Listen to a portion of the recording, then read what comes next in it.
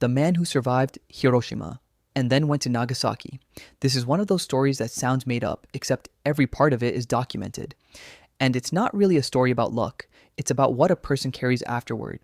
His name was Tsutomu Yamaguchi. In August 1945, he was 29 years old, an engineer for Mitsubishi Heavy Industries, and he was in Hiroshima on a 3-month business trip designing oil tankers. August 6th was supposed to be his last day in the city. He was heading to the station to go home. Then he realized he'd forgotten his travel pass, so he turned around and went back for it. At 8:15 that morning, he was walking through a field when he looked up and saw a B-29 overhead and something falling from it under 2 small parachutes. Then the sky turned white. The blast threw him off his feet. He was less than 2 miles from the center. He was temporarily blinded, his eardrums ruptured, and the entire upper half of his body was badly burned. When he could see again, Hiroshima was gone. Around 80,000 people died that morning. He spent the night in the ruins, and the next day he did what he'd planned to do anyway. He went home.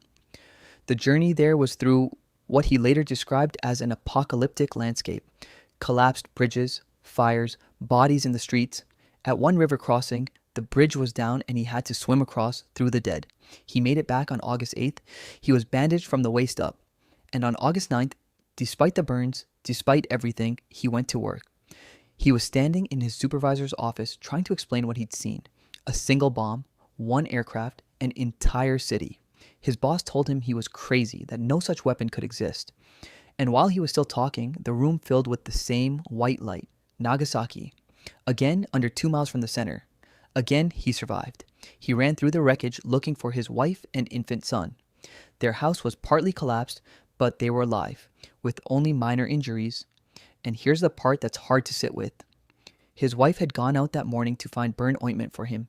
That errand put her in a tunnel when the bomb fell.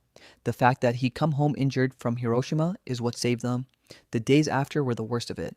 His hair fell out. His burns turned gangrenous. He couldn't stop vomiting. When the emperor announced Japan's surrender on the radio on August 15th, Yamaguchi was too sick to feel anything about it at all. He lived another 65 years. He was deaf in one ear, dealt with cataracts, leukemia, chronic pain from the burns.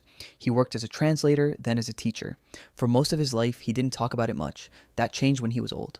He started speaking publicly, wrote about it, and at 90, he addressed the United Nations and argued for the abolition of nuclear weapons.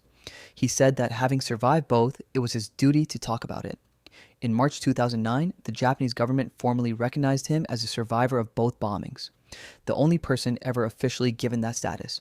At least 160 people are believed to have experienced both. He was the one on record. He died in January 2010. At 93, somewhere around 200,000 people didn't survive those 2 mornings.